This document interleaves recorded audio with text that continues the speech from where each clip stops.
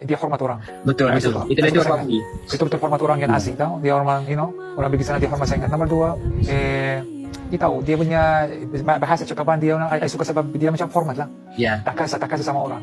Betul. Dia suka tolong. I respect sangat. Betul. Betul.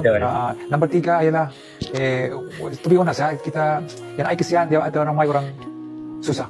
Betul. Ramai sangat. Itu fakta lah bang. Sebab aku orang Indonesia kan. Ya betul. Aku pergi hari itu pergi Bandung, kan ada satu masjid baru buka dekat Bandung, masjid besar.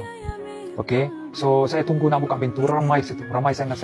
Tiba-tiba ada nampak orang, jalan-jalan orang budak-budak kan. So dia minta sedekah. Saya ada dalam poket saya ada 10 juta rupiah. Berita 3.000. 3.000, betul-betul dalam poket saya dah. Okay, so orang minta kan, aku nak keluar semua merah-merah, tak ada yang kecil-kecil. So aku keluar 1 juta, 1 merah, 100.000 lah. Aku bagi dia. Semua nampak saya, 1 second, 1 minit macam tu, habis 10 juta rupiah. Habis. Ya.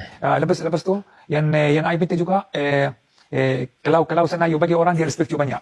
Betul. Respect banyak. Makanya bos pun Respect banyak. kalau apa-apa kan dari dulu kan kadang-kadang kan kalau ada endorse pun lebih ke Indonesia kan dia pergi kan. Ya. Sebab orang memang respect gila walaupun kadang-kadang 100,000 30 ringgit kita bagi duit kat sini 100 Betul. Memang gila kan 50,000 kita bagi. Tapi I tak tahu kenapa ayah ini I tak tahu.